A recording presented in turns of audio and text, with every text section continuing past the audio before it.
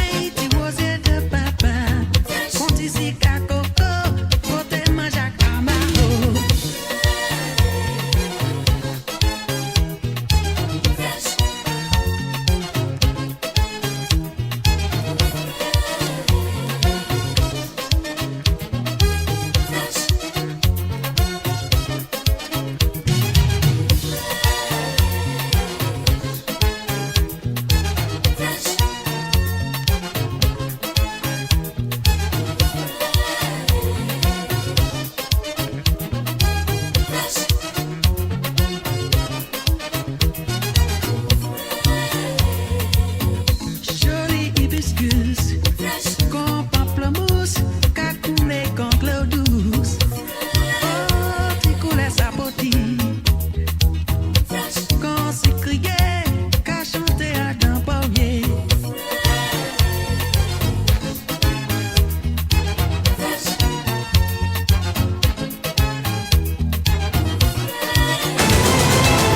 Midi Ayo. Bonjour à tous, merci d'être avec nous aujourd'hui. J'espère que vous allez bien. Si vous êtes en train de manger, bon appétit. Vous êtes peut-être dans vos jardins en train d'écouter avec la radio branchée. Monsieur, attention, votre riz est en train de déborder dans le feu. Surveillez. Merci d'être avec nous aujourd'hui dans cette émission RDI. On parle aujourd'hui de la campagne annuelle de démoustication de la CTG en partenariat avec l'Agence régionale de santé. Nous sommes avec Arnaud Champestin, responsable de l'unité communication sociale, évaluation et formation à la DDAS de la CTG. Donc, merci d'être avec nous aujourd'hui. Bonjour.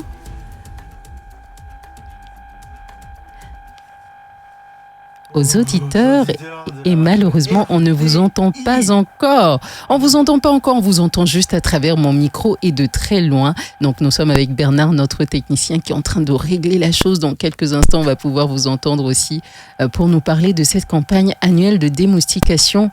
C'est à peu près 6 millions d'euros qui sont chaque année pour lutter contre ces moustiques vecteurs de maladies transmises comme par exemple le chikungunya, allez on va y arriver, chikungunya, le Zika, également l'Aedes aegypti, également qui sont des espèces qui transmettent des maladies. Le temps que mon collègue se mette bientôt, il va pouvoir mettre le micro à disposition de Arnaud Champestin qui est avec nous aujourd'hui. Je rappelle juste sa fonction, c'est le responsable de l'unité communication sociale, évaluation et formation au DDAS du pôle prévention et solidarité santé.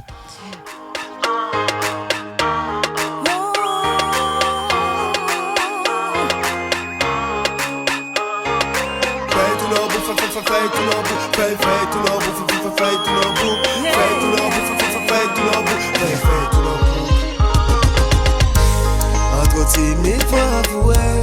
Balancer, m'pas rester cisé. Faut essayer, ça va qu'à coûter. On espère en cas d'y ok.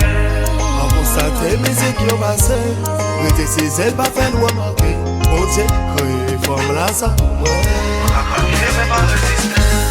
Dis-moi si c'est l'ancien. Quel homme ou qu'à cacher. Coucou bébé, on va éviter.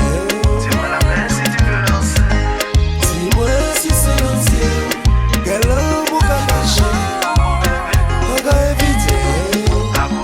Faut que j'arrête d'observer, je suis en train de me faire remarquer, mais j'avoue qu'il me plaît. Avec cet air de rien, si discret, dans ce rancune va-t-il le faire? Que dois-je faire? Dois-je me taire? Je voudrais tellement lui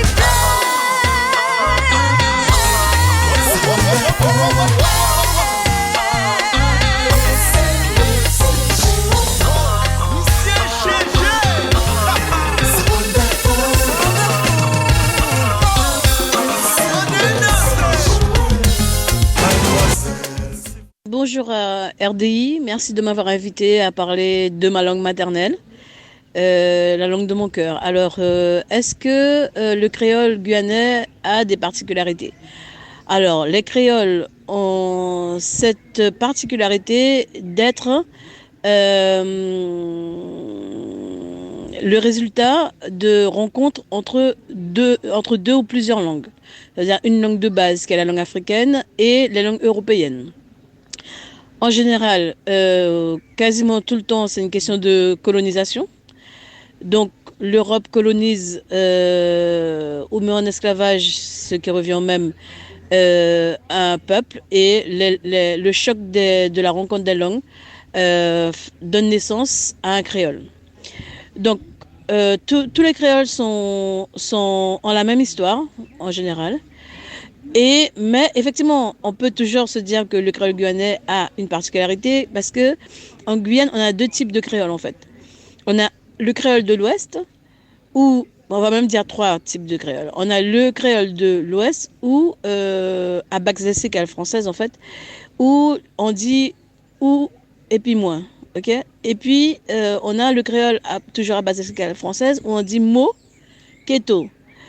Et on a l'autre créole qui est la langue, on va dire, Bushi Samakonde, qui est aussi un créole. Ok. Voilà. Ensuite, est-ce que la littérature, est-ce que le créole est représenté dans la littérature? Alors nous avons la fierté de dire ce qui est réel, c'est historique, que le premier roman écrit entièrement en langue créole est un roman guyanais, c'est Atipa, 1885. Ensuite, ailleurs, il y a eu d'autres types d'écrits en créole, effectivement, surtout chez les Haïtiens, qui font ça très bien. Les Mauriciens également, puisque ce sont des langues officielles chez eux. Et chez nous, donc dans la littérature guyanaise, on a des assertions comme ça de phrases en créole ou en français régional de Guyane, avec une sonorité un peu créole, etc. Donc voilà, et le créole se retrouve principalement, oui, dans les arts, dans le spectacle vivant, et j'espère bientôt pouvoir produire un ouvrage entièrement en créole pour que un après Atipa, quoi. Et est-ce que le créole se perd ou se régénère?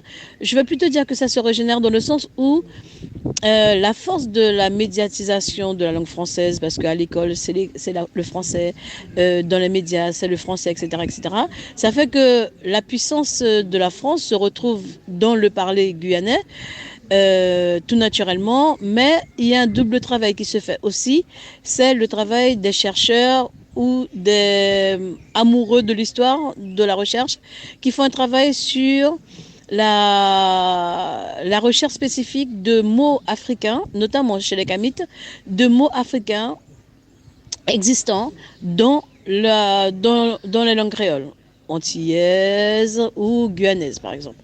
Donc du coup, ça donne une autre vigueur à la langue et une autre force aux locuteurs de la langue. Voilà. Donc merci pour tout, j'espère que je vous ai apporté quelques réponses aux questions posées. À très bientôt et puis bon la journée créole, peut-être à un autre moment. Bon, la journée créole à vous tous. Nous étions en train d'écouter Françoise James Loumi, la directrice de la culture à la ville de Cayenne et écrivaine également. Il nous parlait de cette journée du créole et notamment de tous ces créoles qu'on pouvait retrouver dans le monde chaque année depuis 1983. Le 28 octobre est une occasion de célébrer la langue et la culture, les cultures créoles, car elles sont nombreuses à travers le monde, à plus de 10 millions de locuteurs à travers notre planète Terre. Et puis aujourd'hui, nous sommes sur ce plateau avec Arnaud Champestin. Il est en ce moment avec nous pour parler de cette campagne annuelle de démoustication de la CTG. Bonjour Arnaud, merci d'être avec nous. Bonjour Ayo, oui, le plaisir est pour moi et merci pour l'invitation. Avec plaisir, avec plaisir. Et chaque année, c'est à la Toussaint. Moi, j'aurais aimé savoir pourquoi c'est à la Toussaint à chaque fois. Est-ce que c'est par rapport à la météo, c'est ça? Un peu jeune utile à l'agrément, effectivement. Pourquoi la Toussaint? Parce que nous rentrons déjà en période de pluie. C'est ça. Et nous avions depuis plus de 10 ans mis en place un petit événementiel attendu que la population, les administrés se déplacent en masse pour aller s'occuper des tombes des proches, C'est ça. des amis, de la famille. Et donc, nous profitons de cette occasion pour sensibiliser les personnes. Je pense qu'on va rentrer un peu plus dans les détails. Voilà. Donc, on est à la saison des pluies, il commence à pleuvoir. S'il y a des vases, etc., des carcasses de voitures, l'eau s'agglutine. Finalement, vous profitez du mouvement aussi pour... Voilà. Donc, pendant cette période, et surtout pendant toute l'année, parce que ça ne s'arrête pas.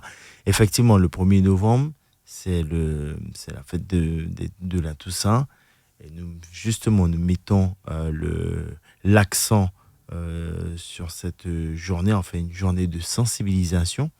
Parce que, comme je l'ai dit au préalable, les administrés se déplacent dans les cimetières et nous profitons de cette occasion pour pouvoir les sensibiliser à cette problématique des moustiques. Parce que ce ne sont pas les moustiques même qui nous rendent malades.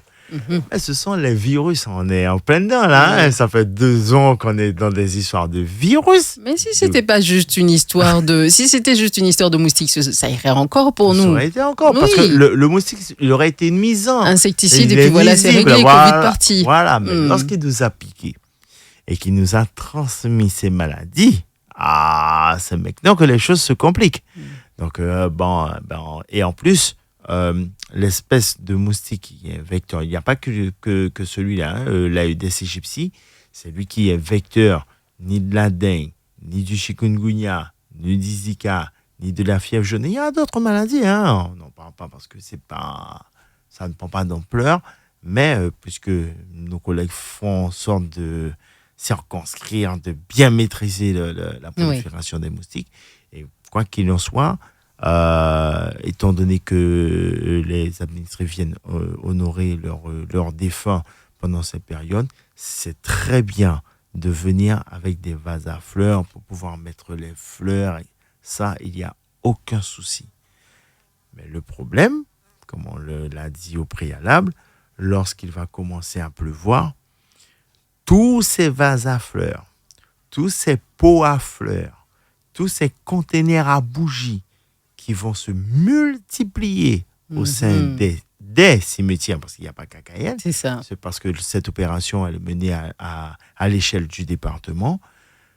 Tous ces qui seront remplis d'eau Deviennent des conteneurs à larves, finalement. Là, ça devient des gîtes larvaires potentiels de moustiques. Après, les personnes s'étonnent pour dire oui, mais comment se fait-il que je fais attention chez moi, je fais gaffe à ne pas avoir de réserve d'eau inutile et mes réserves d'eau utiles sont protégées. Comment se fait-il que j'ai des moustiques à la maison? Les moustiques prennent naissance dans les cimetières. Est-ce qu'on en parle des trous dans les rues, par exemple? Est-ce qu'il y a suffisamment d'eau pour accueillir des gîtes larvaires? Non. Pourquoi? Parce que ce moustique, il a une particularité. Ce moustique pond ses œufs parce que ce sont les femelles moustiques qui justement nous piquent, et les mâles ne nous piquent pas. Les mâles se nourrissent de nectar de fruits ou de plantes, et puis après ils font ce qu'ils ont à faire et ils meurent. Mais les femelles, étant donné qu'elles ont reçu la semence, dans ce qu'on appelle une spermathèque, au fur et à mesure, et ce moustique-là vit pendant 1 mois, et pendant son cycle de vie, pond au moins 5 fois. Sa mission dans la fois. vie. Ouais. D'accord. Et à chaque ponte, c'est entre 50 et 300 œufs. Donc, ça fait des moustiques en pagaille. Et maintenant, avec ce phénomène, si nous ne faisons pas attention pour pouvoir justement retourner au cimetière, parce que c'est bien de déposer, mais ensuite il faut l'enlever. Retourner au cimetière pour enlever les vases à fleurs et récupérer les conteneurs à bougies de manière à limiter, je dis bien tant que faire se peut, les gîtes à moustiques. Fatalement, les femelles vont venir pondre, et ensuite, après 7 à 10 jours, il y aura éclosion. Qu'est-ce que ces moustiques feront? Ces moustiques feront exactement ce qu'on fait tous les jours, on va chercher à manger. Alors, je me suis toujours posé la question. Nous sommes sur un territoire d'eau, avec 3 grands fleuves qui nous entourent. Oui. Est-ce que les moustiques ne pondent pas dans ces eaux-là? Oui. Mais D'accord. c'est une autre espèce de moustique. Ok. Et ce moustique-là, qu'on appelle l'anophèle, ce moustique, lui aussi, transmet une maladie aussi qui est très répandue dans le monde. Cette maladie s'appelle le paludisme. Mais c'est l'anophèle qui pond ses œufs dans les cours d'eau, les prix, comme on dit. Dans les eaux stagnantes, finalement, pas celles qui coulent. Dans les eaux stagnantes, de préférence. Mais celui-là, l'anophèle, il pond ses œufs sur les bords, aux abords des rivières, etc. Et lorsqu'il y a marée montante, fatalement, l'œuf est immergé, et puis le cycle se déclenche. Mais ce moustique qui est un moustique forestier, donc l'anophèle qui est un moustique forestier, il est actif surtout en forêt. Nous avons, je prends un exemple, les orpailleurs qui se trouvent sur les sites, eux, quand ils viennent à l'hôpital parce qu'ils sont malades, c'est du palu. Ils ont le palu. D'accord. Ils ont le paludisme. Mais le moustique urbain, donc l'Aedes aegypti, agit surtout au centre-ville et dans les maisons. Donc vecteur de la dengue, du chikungunya et du Zika. du coup. Et de la fièvre jaune. Mais heureusement qu'on a réussi à Oui. trouver un vaccin Un contre la vaccin. fièvre jaune. Mais Voilà. justement, il y a quelques années de cela, il y avait pas mal de campagnes de sensibilisation contre la dengue, le chikungunya et le Zika. Entre-temps, ça s'est calmé. Est-ce que ça veut dire que la maladie, la contamination s'est calmée ou c'est juste que Pas du tout. on est passé à autre chose Pas du tout. simplement. C'est parce que, bon, maintenant, nouveau phénomène, le Covid, on entend Covid partout. On aurait aimé aussi. Mm. On aurait aimé aussi que d'autres problématiques, surtout que ça dure des années, je n'étais même pas né que ces maladies-là existaient déjà. On aurait aimé aussi que l'État fasse un petit effort de ce côté pour donner ce qu'il faut en termes d'image. Parce qu'on nous bassine avec Covid. Mais il n'y a pas que Covid parce que les maladies qui sont dues à des virus, des maladies virales, il y en a beaucoup. Il y en a énormément.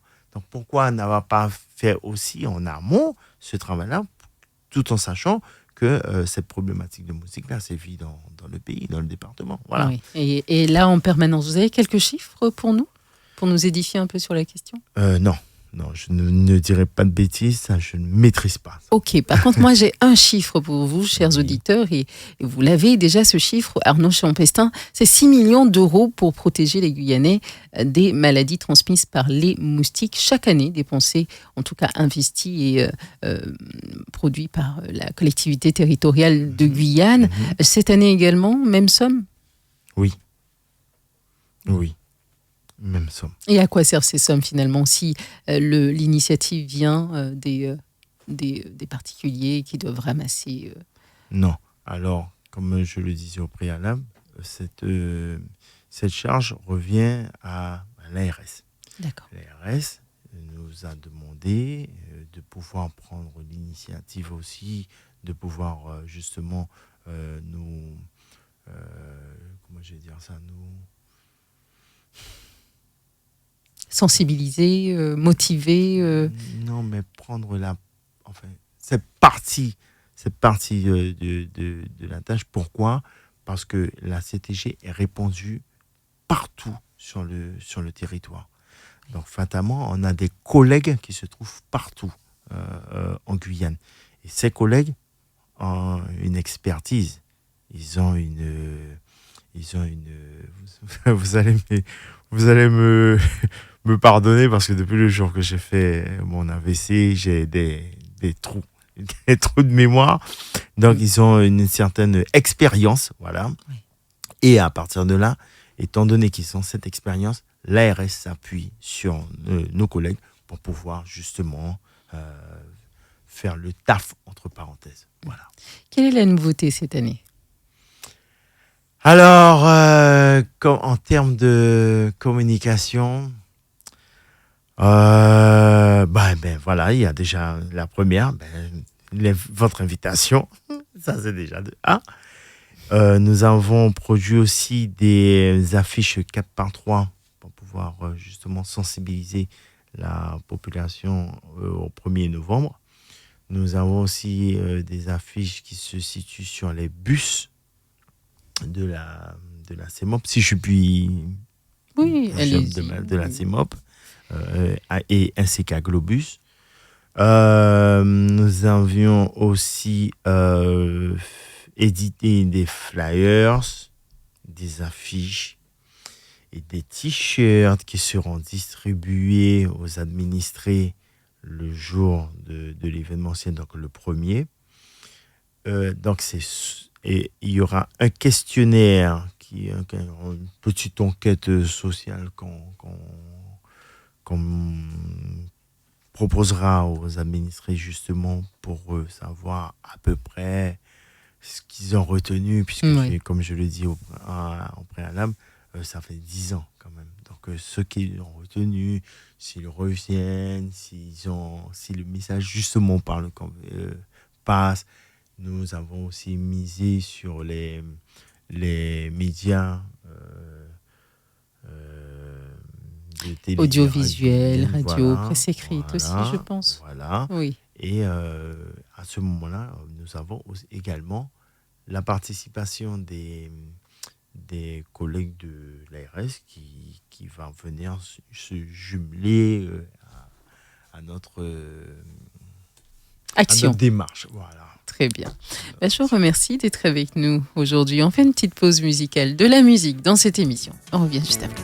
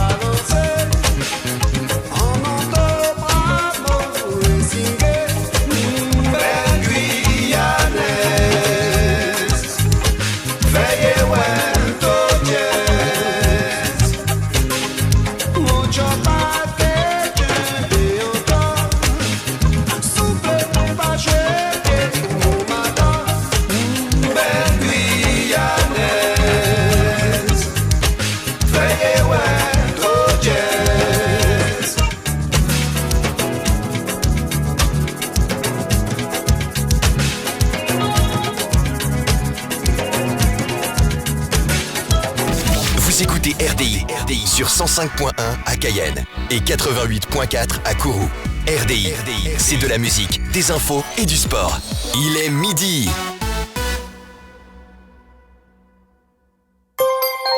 Prévention et dépistage des cancers du sein, la Minute Info. Docteur Laurent Verzeau, bonjour. Vous êtes radiologue au Havre en Seine-Maritime. Comment se passe un dépistage du cancer du sein chez un radiologue ? Concrètement, une phase d'accueil par une secrétaire, puis la prise en charge par un manipulateur ou une manipulatrice, la réalisation de la mammographie, l'analyse immédiate par le radiologue et un premier résultat qui est remis à la patiente immédiatement pour la rassurer si la mammographie est tout à fait normale ou la prendre en charge si on trouve une anomalie qui nécessite un examen complémentaire, en particulier l'échographie. Alors cet examen, il n'est pas très agréable, il ne dure pas très longtemps, mais les manipulateurs et les manipulatrices ont une formation spécifique à la réalisation de cet examen. Docteur, pourquoi ce dépistage est important ? Alors, le dépistage du cancer du sein est important parce que la seule façon de mieux traiter les cancers est de faire un diagnostic précoce. On arrive à traiter 90% des femmes chez lesquelles on trouve un cancer du sein à un stade précoce. Il faut préciser aux femmes que lorsqu'elles rentrent dans une campagne de dépistage, il est important qu'elles fassent régulièrement les mammographies, c'est-à-dire tous les 2 ans. Contre le cancer du sein, la prévention, c'est tous les jours. À partir de 50 ans, le dépistage, c'est tous les 2 ans. Pour en savoir plus, consultez votre médecin ou rendez-vous sur le site e-cancer.fr. Une campagne de l'Institut national du cancer. Midi Ayo. De retour sur le plateau de votre émission Midi Ayo. Aujourd'hui, nous sommes avec le responsable des campagnes, les campagnes de démoustication, Arnaud Champestin. Nous parlions avec lui de comment est-ce qu'il fallait éviter de laisser des récipients qui vont prendre l'eau en ces périodes de pluie. Oui. Et c'est une question de santé publique, une question de protection de l'environnement également, Arnaud. Exactement. Oui. Parce que, comme on dit dans notre jargon, on en joint l'utile à l'agréable. Mieux vaut qu'on soit en bonne santé, avoir une population en bonne santé. Donc, en fait, on essaie de faire le maximum pour nos administrés de manière à éviter d'avoir ce désagrément sanitaire. Il y a des administrés également au sein de l'association Guyane Plage Propre qui prennent eux aussi les choses en main. Nous écoutons ensemble l'interview de Jude Venceslas, c'est donc le président de l'association Guyane Plage Propre que nous écouterons dans quelques instants. Mais en attendant, est-ce que vous avez un message pour la population concernant cette démoustication ? Le message, il est simple. Évitons de laisser des récipients. Des récipients, merci. Des récipients inutiles dans le cimetière. Débarrassons-nous de tous les vases vides. Les vases vides. Pas à ciel ouvert, il faut les retourner par la suite. Exactement. Pour pouvoir éviter d'avoir des gîtes larvaires. On répète, le moustique, il a besoin d'un élément clé pour pouvoir se reproduire. C'est l'eau. Et ce moustique, comme il est urbain, ce moustique se déplace, va pondre ses œufs dans les cimetières. Mais justement, pas uniquement dans les cimetières. Oui, c'est là où je voulais en venir. Tout à l'heure, je vous ai posé la question de savoir, et ces trous dans nos chaussées, est-ce qu'elles contiennent des gîtes larvaires ? Non. Pourquoi ? Pas du tout. Parce que ce moustique pond ses œufs dans les eaux propres. D'accord. Et embragées. Ah. Les trous sont exposés au soleil. Qui est fou ?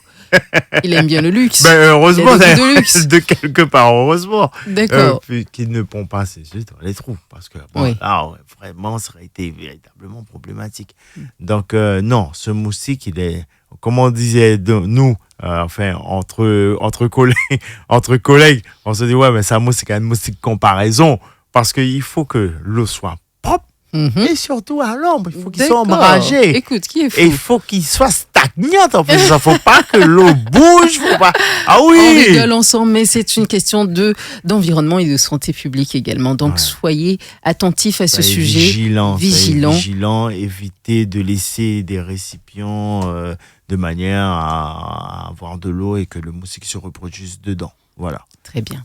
Alors, nous allons pouvoir écouter cette interview de Jude Venceslas, le président de l'association Guyane Plage Propre, qui intervient également dans tout ce qui est protection de l'environnement et surtout faire en sorte que nos plages, nos sites touristiques soient propres. C'est une association guyanaise locale. On écoute son interview, on revient juste après. L'association Guyane Plage Propre a bientôt 2 ans. Elle est constituée uniquement de bénévoles sur Cayenne, Kourou et Saint-Laurent. Nous refusons tout lien avec le monde financier et donc nous refusons les sponsors, les cotisations et les demandes de subventions. Nous fonctionnons grâce à la générosité de certains citoyens, de certaines entreprises et avec le soutien de la CACL. Nos axes de travail sont la dépollution, individuellement, collectivement, certaines fois avec appel éco-citoyen, sur les criques, les plages, les forêts. Un volet sensibilisation qui est le plus important, et nous essayons de toucher le public plus jeune, plus à même de changer leurs habitudes et d'avoir des actes qui ont une répercussion moindre sur l'environnement. Et l'axe aménagement du territoire, il s'agit là d'un partenariat avec les collectivités locales, de façon à ce que l'ensemble des mairies soient conscientes des enjeux de leur territoire en termes de pollution, mais aussi nous gérons un réseau de 13 poubelles, et donc nous posons nos poubelles et nous gérons l'ensemble de nos poubelles nous-mêmes. Maintenant, ce qui me semble important de dire aux auditeurs, c'est que chacun d'entre nous, dans son quotidien, dans l'ensemble des actes qu'il produit, est source de pollution. Et il faut se demander à quel moment je pollue et à quel moment je peux moins polluer. Consommer mieux, consommer moins, consommer local, acheter des objets durables, éviter le plastique jetable, c'est de très loin le meilleur acte que nous puissions faire. Boire l'eau du robinet, acheter des meubles solides qui vont durer longtemps et ne pas se laisser happer par la publicité et l'ensemble des événements de mode qui nous donnent envie d'acheter et de consommer. Tout ça a un impact sur notre environnement. Retour sur ce plateau avec Arnaud Champestin. Notre rôle, comme le disait tout à l'heure Jude Vinceslas, c'est de pouvoir faire en sorte de nettoyer l'environnement dans lequel on vit. C'est également le rôle de la DDAS, donc la direction de la démoustication et de l'action sociale, c'est bien ça? Oui, une seule petite interface, c'est que le service donc, de la DDAS est spécialisé uniquement contre la lutte contre les moustiques et les moustiques vecteurs de maladies.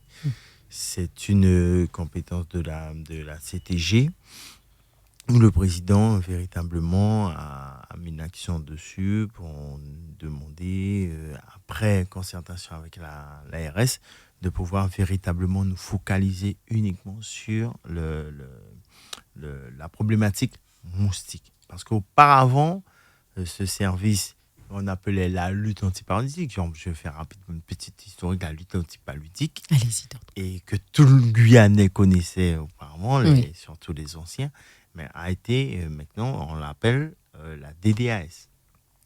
Et, donc, pas tous les parasites, juste les moustiques. Juste les moustiques. Et qui s'occupe des autres parasites aujourd'hui alors? L'Institut Pasteur. Ok. L'Institut Pasteur en relation avec l'ARS. À ce moment-là, ils mettent en place tout leur protocole, etc. etc. Comme ça ne touche pas trop à mes activités, donc je ne pourrais pas trop en parler. Mais s'agissant de la DDAS, autrement appelée la lutte antipaludique, service de démoustication, c'est ce qu'ils disaient, de désinfection, nous, on est chargé spécialement de la lutte contre les moustiques vecteurs de maladies. Alors, nous savons déjà ce que vous faites aux alentours du 1er novembre. Vous menez cette action de lutte contre la démoustication, pour la démoustication. Mais le reste de l'année, qu'est-ce que vous faites au sein de la DDAS? On fait surtout ma cellule. Nous faisons aussi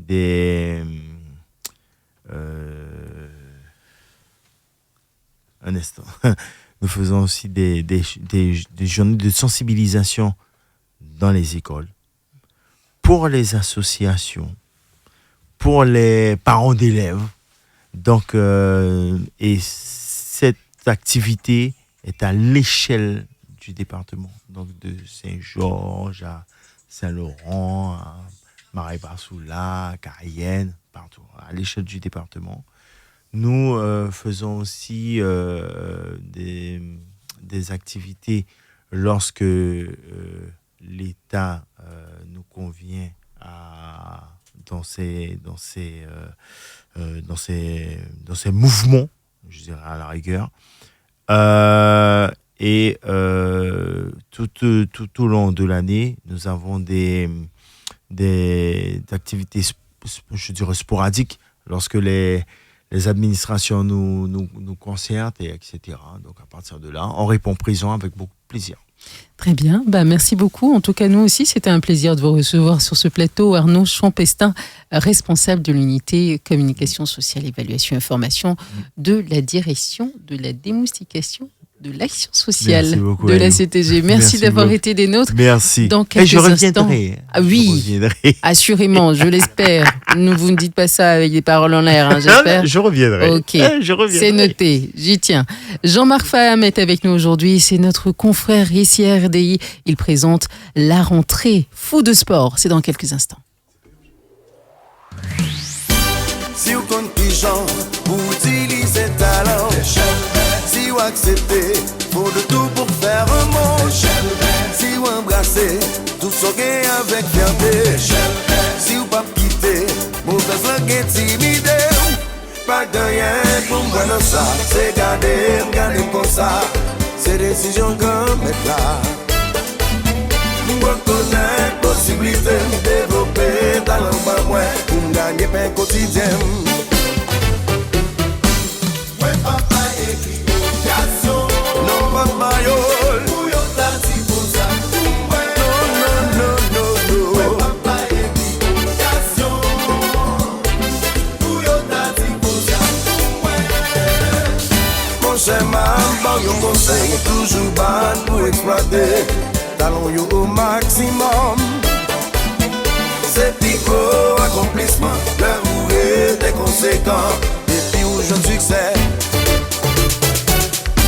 Si vous comptez qui chante, vous utilisez talent. Si vous acceptez, faut de tout pour faire un monde. Si vous embrassez, tout ça vient avec fierté. Si vous pas quitter, mauvaise langue intimidée. Oh, mais bagaille là.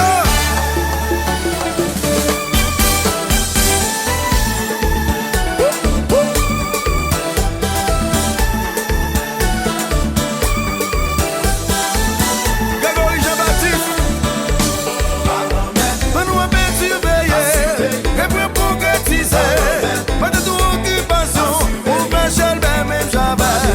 On nous appelle par les mains, je veux concrétiser. Pas de tout occupation, on fait seul même jamais.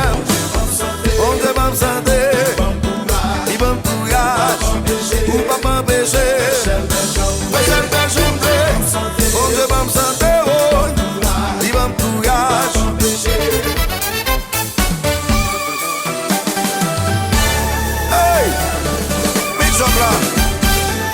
Pas de mal son travail.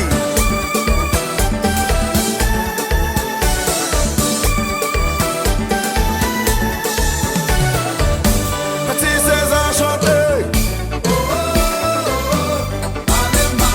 Tiki Zagalo Paléo.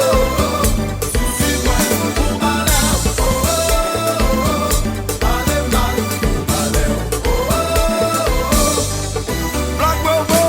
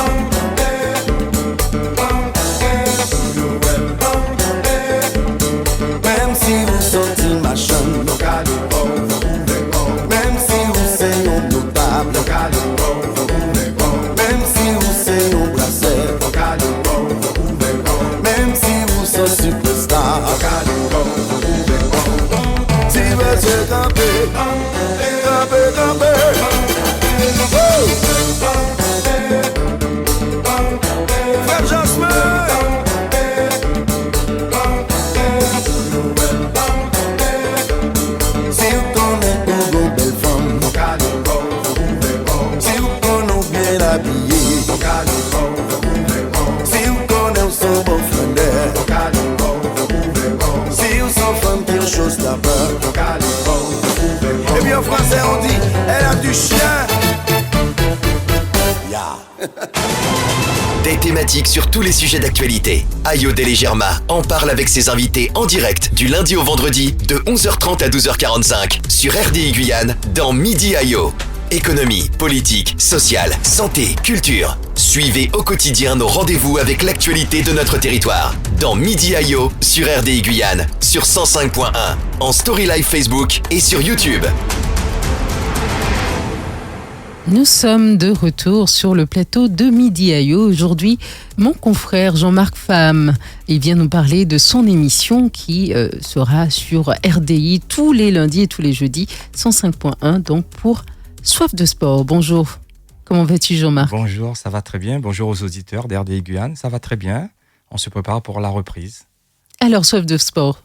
Soif de sport, une émission quotidienne tous les lundis et tous les jeudis soirs à 18h, comme tu l'as annoncé. On va parler de l'actualité sportive, des matchs à venir, de toutes les disciplines de sport qui se passent en Guyane et toutes les activités, surtout de l'ouest en est. On va essayer de traiter toute l'actualité sportive tous les lundis et tous les jeudis. Surtout en cette période où le sport a été un peu mis en berne, comme d'autres activités, de pouvoir relancer un peu cette activité peut-être. Avec la crise sanitaire, bien sûr, Ayo, on a eu un peu de recul, mais aujourd'hui, tout est ouvert. Le pass sanitaire, on va parler du pass sanitaire, bien sûr, on va parler des protocoles sanitaires pour que les compétitions aient lieu, mais surtout de s'intéresser aux jeunes aussi, les jeunes, les compétitions de jeunes, comment la ligue ou les ligues vont s'organiser pour que ces jeunes puissent pouvoir faire leur activité préférée, on va dire.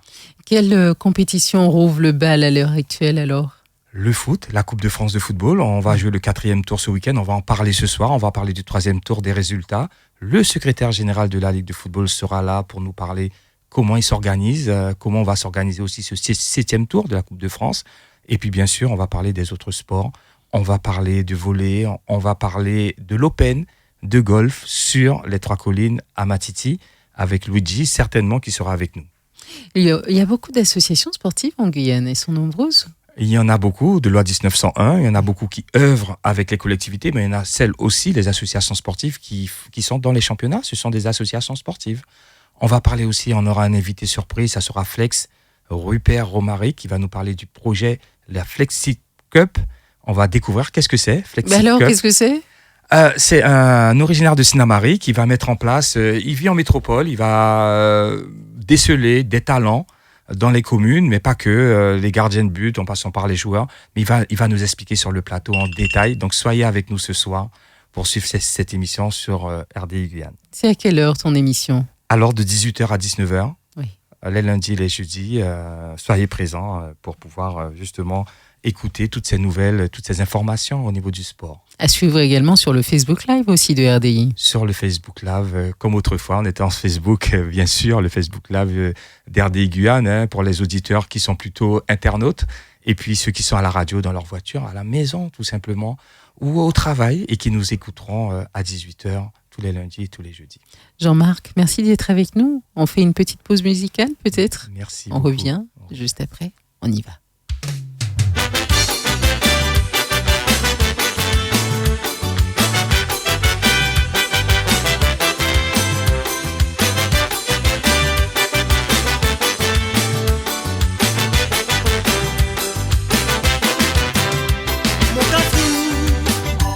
Malgré le chemin, la graphie nous de genoux. Il est vrai, des fois nous la déteste à nous. Nous détruisons le soleil, même laver la pluie. Rouler la même. Mon cap aussi, tu connais que jamais ma laisse à te tomber. Pas besoin qu'on s'attaque pour t'être ça l'hiver. Quand les yeux y causent et le cœur y fait aussi. Les billes à peine.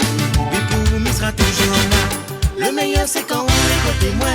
Moi là jamais t'es comme moi. Ma montagne, c'est moi. Si vous voulez, nanana. Oh oh oh. Donne-moi la main, le cœur va qu'à danser. Si n'a rien coué moi, la vie sera jamais plus pareille, ne pourra profiter. Et l'amour validé. Si n'a rien coué moi, la vie sera jamais plus pareille, ne pourra profiter. Et l'amour validé. Si n'a rien coué moi, la vie sera jamais plus pareille, ne pourra profiter. Et l'amour validé. Si n'a rien coué moi, la vie sera jamais plus pareille, ne pourra profiter. Et l'amour validé. Ouais, ouais, ouais. Et l'amour validé. Validé.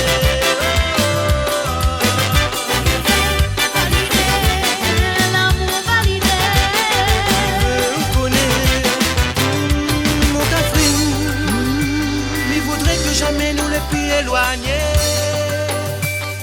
partage avec moi tout bon secret.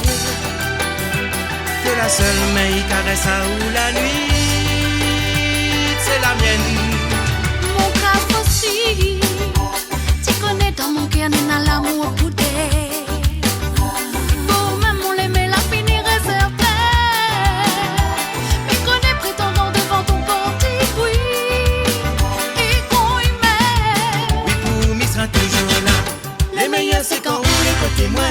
Moi, là, jamais t'es comme un commun. Maman t'a vu, ou que c'est moi, si ou les nanana. Oh oh oh, donne-moi la main, le cœur va qu'à danser. Si n'a rien coué moi, la vie sera jamais plus pareille, nous pourra profiter.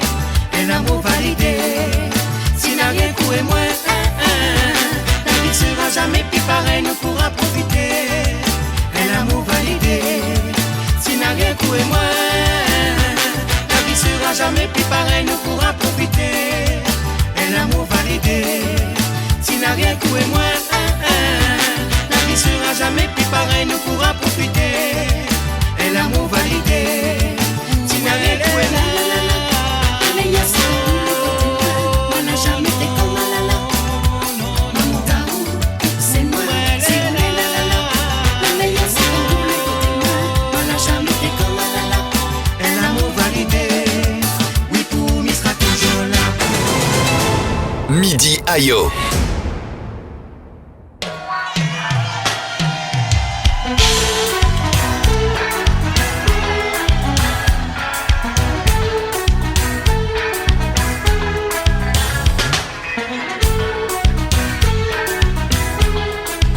Est-ce que ça va?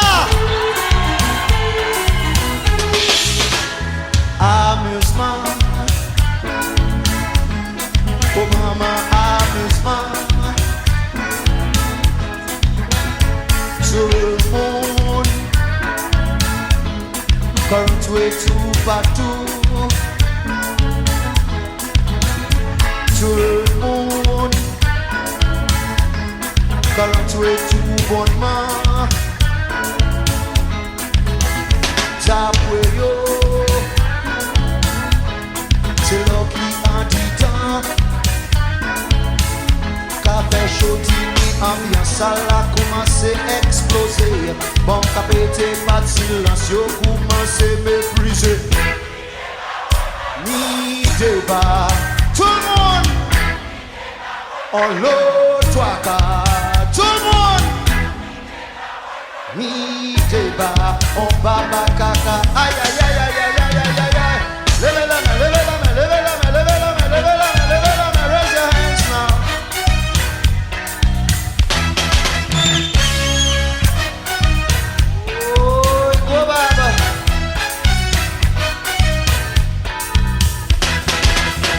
Amusement, oh maman, amusement. Tout le monde, quand tu es tout partout. Tout le monde, quand tu es tout bonnement. Ça peut yo. C'est là qui en dit tant. Café chaud, timi, ambiance à la commencé à exploser. Bon capété, pas de silence, yo commence à mépriser. Ni débat, tout le monde. On l'autre, tout le monde. Ni débat, on va caca. Aïe, aïe, aïe, aïe, aïe, aïe, aïe, aïe, aïe. Oula, oula, oula, oula, oula, oula. Tout le monde. Est-ce qu'elles ont parlé? Est-ce qu'elles ont parlé? Ok? Comme ça. Est-ce qu'elles ont parlé? Vous voyez monter? Est-ce qu'elles ont parlé? Vous voyez monter? Levez la main, levez la main, levez la main, levez la main, levez la main, levez la main, raise your hands now. Est-ce qu'elles ont parlé? Vous voyez monter? Est-ce qu'elles ont parlé? Vous voyez monter? Levez la main, levez la main, levez la main, raise your hands now.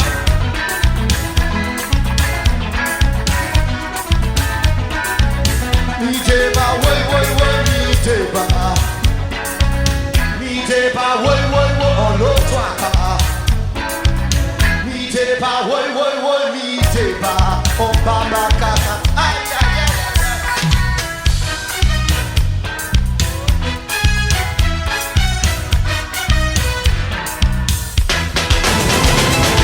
aïe. Midi Ayo.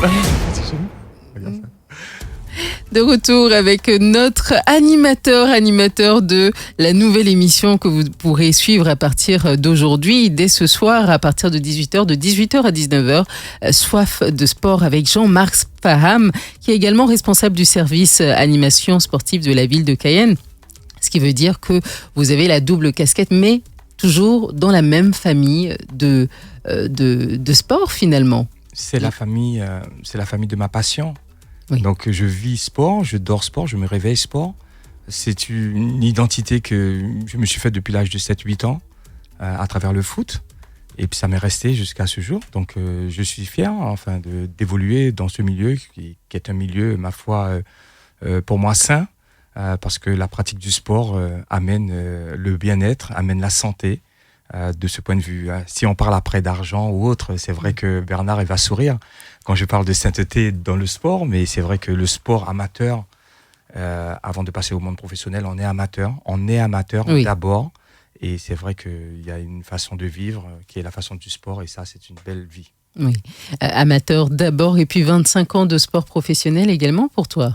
25 ans de sport professionnel, oui, par le FC Lorient d'abord, en Bretagne. J'ai découvert la Bretagne avec mon service militaire et dans la marine, et le sport avec le FC Lorient au foot. Et c'est vrai que la proposition d'un contrat a fait que je quitte le service militaire, puisque j'étais engagé dans la marine.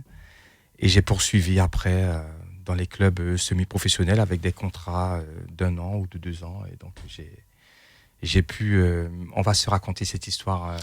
ultérieurement, mais C'est vraiment, pas possible. c'est une longue histoire de ma vie et Oui. du sport.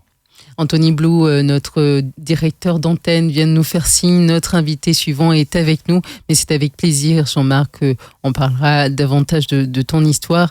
D'autant que tu es sportif et tu présentes cette émission de la rentrée. Donc, Soif de sport à retrouver dès ce soir de 18h à 19h. Sachez que c'est sur RDI 105.1. Merci d'avoir été des nôtres. Merci À très beaucoup vite. d'avoir reçu. Au revoir. Tous les samedis, Luc Germain reçoit un invité en face à face dans À vrai dire, l'hebdo de RDI Guyane. Autour des grands sujets d'actualité, politique, économie, sociale, santé, environnement. Luc Germain vous donne rendez-vous tous les samedis à 9h dans À vrai dire sur RDI Guyane sur 105.1 et en diffusion Facebook et YouTube. L'invité de l'actu avec Ayodele Germa sur RDI Guyane.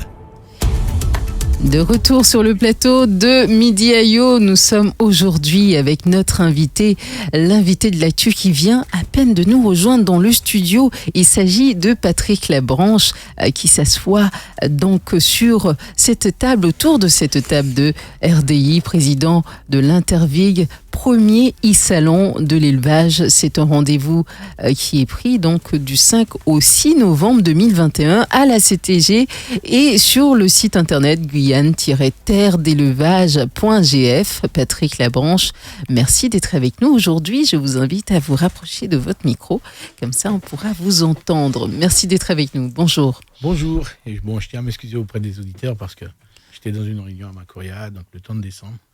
Oui, et surtout à cette heure-ci. Oui, ça coûtait un compliqué. petit peu sur la route.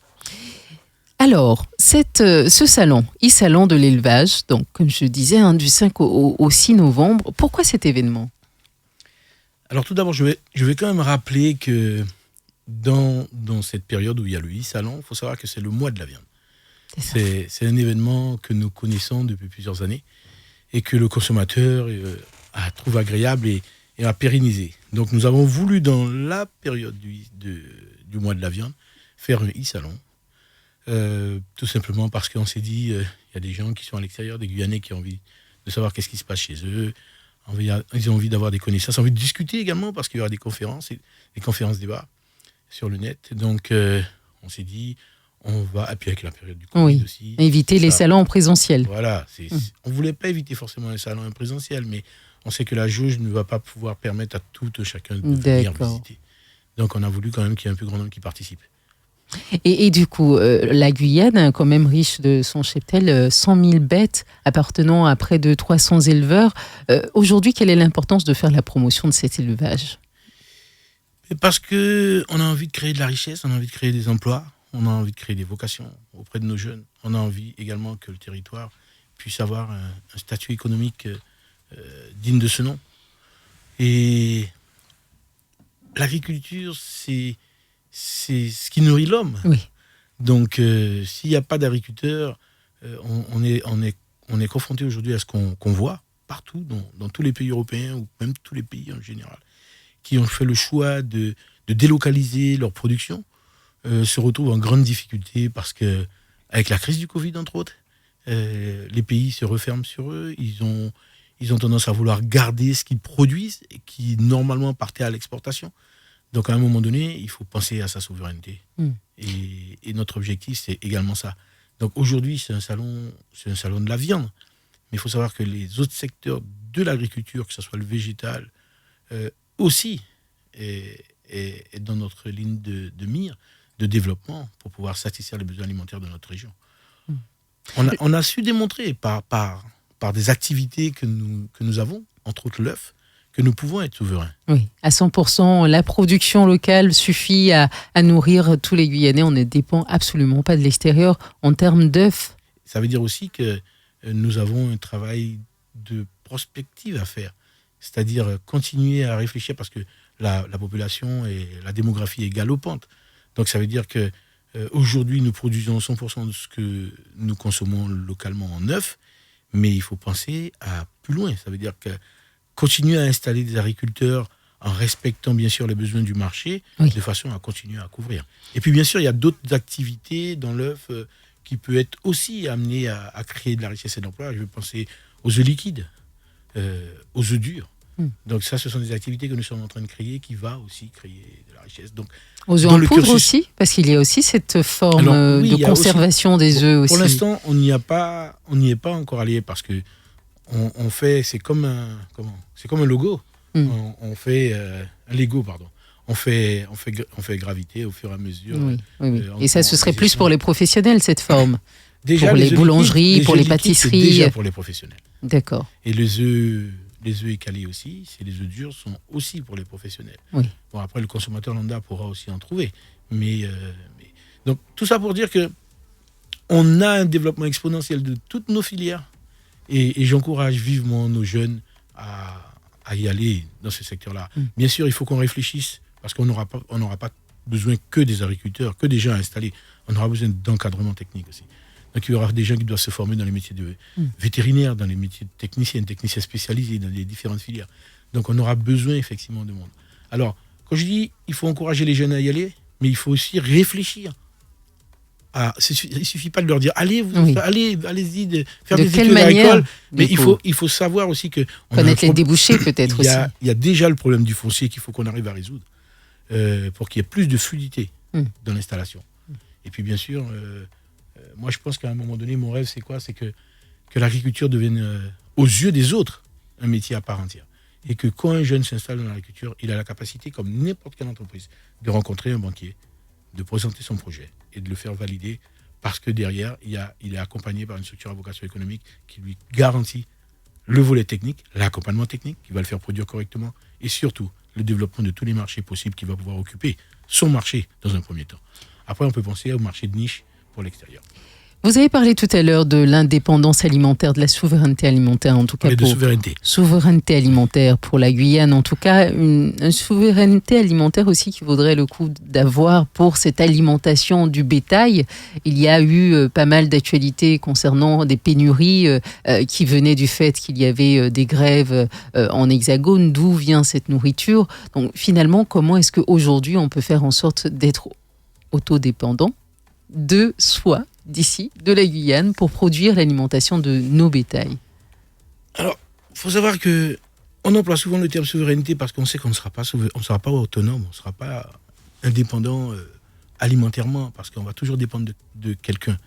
Même les pays les plus développés sont toujours dépendants d'un autre pays par rapport à plein de choses. On voit par exemple pour le pétrole, tout le monde fait venir du pétrole des pays arabes parce qu'ils n'ont pas la capacité d'en produire eux-mêmes. Donc la souveraineté, ce serait de pouvoir choisir Voilà, on choisit ce qu'on ce est qui capable de vient faire. sur le territoire. Ce qu'on est capable de faire.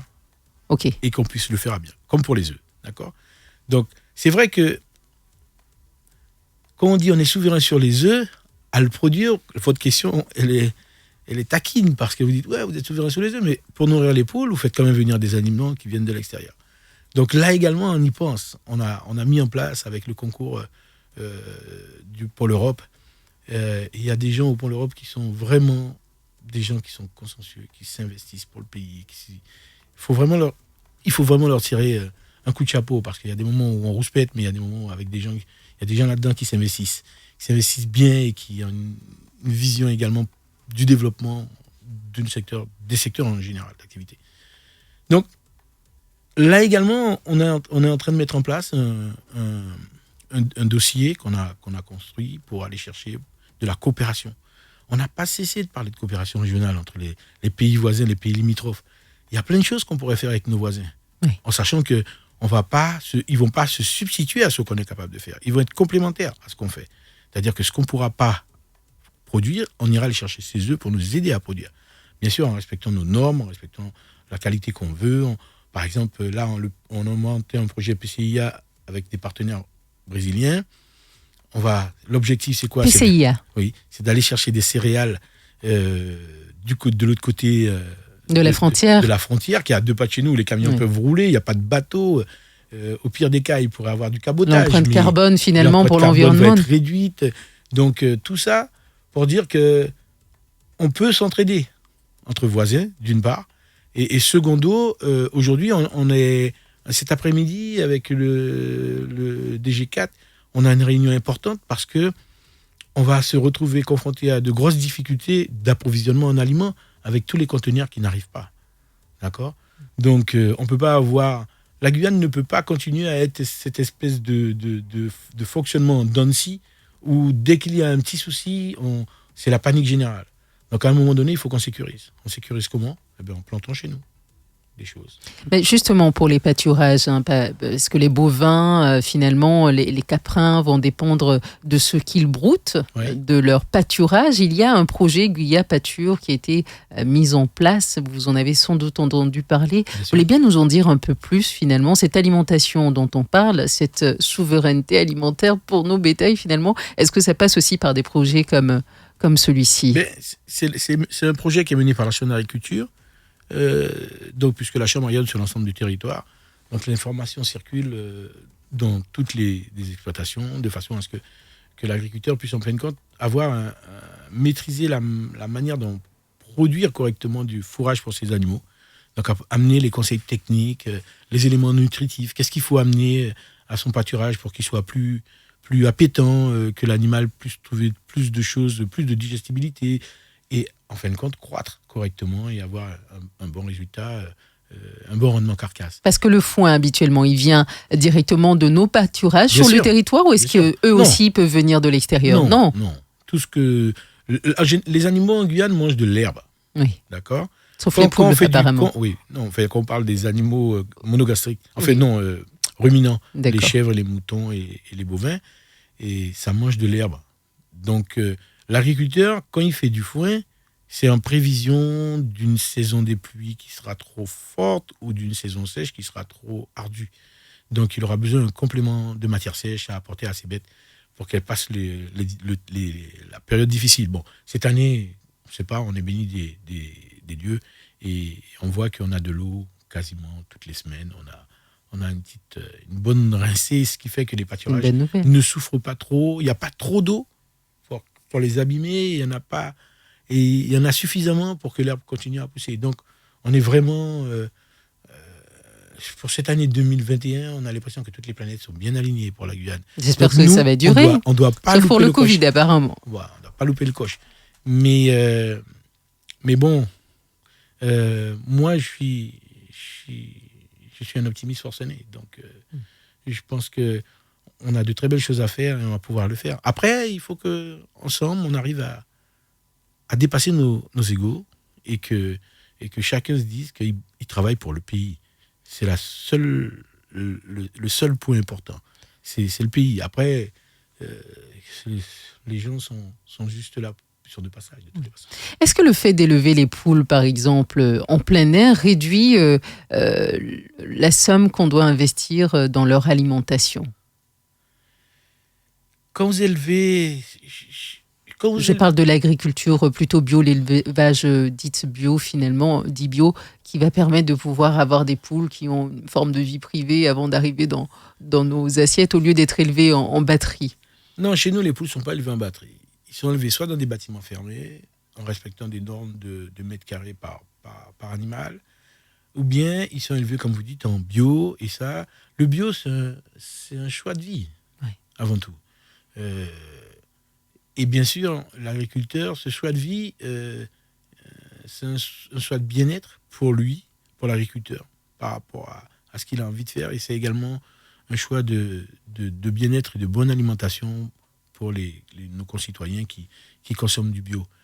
Donc, avoir des poulettes dans le champ, ça réduit pas forcément le coût, puisque l'aliment bio est tellement exigeant en normes. Un cahier des charges très lourd aussi. Très cher, ouais. D'accord. Donc, après, vous avez un produit de qualité, d'excellente qualité. Quand vous mangez du poulet en conventionnel, c'est aussi un poulet de qualité par rapport au poulet d'également que vous consommez, que vous seriez amené à consommer sur les importations. Donc voilà, quoi. Le temps est court, il me semble. Le temps est court, mais j'ai encore une dernière question pour vous et merci d'être des nôtres aujourd'hui, nous éclairer un peu sur la situation de l'élevage. On rappelle juste que s'organise les 5 et 6 novembre 2021 à la CTG et sur le site guyane-terre-d'élevage.gf, le premier e-salon de l'élevage. Aujourd'hui, qu'est-ce qui manque ? Allez, on va dire que vous avez une baguette magique aujourd'hui dans cette émission pour améliorer la situation de l'élevage en Guyane. Qu'est-ce que vous feriez ? Qu'est-ce qui manque ? Si j'ai une baguette magique, je crée déjà une banque de développement qui va accompagner les professionnels dans leurs différents investissements. Et je deviens protectionniste en autorisant en priorité que dans nos cantines, que nos enfants mangent les produits locaux. Et parce que les consommateurs de demain, c'est les enfants qui mangent à la cantine. Si on les apprend à consommer local, ils vont avoir le réflexe d'acheter local. Donc, on a tout intérêt à aller dans ce sens-là. Et puis, bien sûr, la formation des hommes, et puis faire en sorte que l'agriculteur... parce que vous verrez dans les différents reportages ou petits sujets qu'on a fait sur les agriculteurs, ils disent souvent c'est une passion. Et c'est vrai que c'est une passion. C'est même pour certains une vocation. Moi, je suis tombé dedans. Je suis comme Obélix en réalité. Je suis tombé dedans et je ne peux plus en sortir. Donc, faire l'agriculture, c'est quelque chose d'extraordinaire et c'est un super beau métier. Merci Patrick Labranche d'avoir été des nôtres. Et quand vous disiez ça, vous avez des étoiles plein les yeux. Il n'y a plus qu'à trouver la baguette magique ou bien le moyen d'y parvenir. C'est ce qu'il va falloir trouver, les moyens pour y parvenir. Merci d'avoir été des nôtres. À très bientôt. Bon appétit, à bientôt. Au revoir. C'était À vrai dire, l'hebdo de Luc Germain sur RDI Guyane.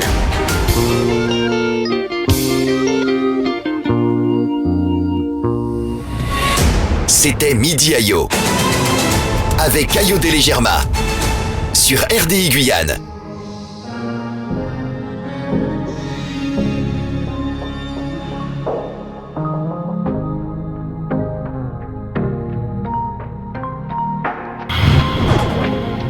RDI en Guyane, c'est de la musique, des infos et du sport.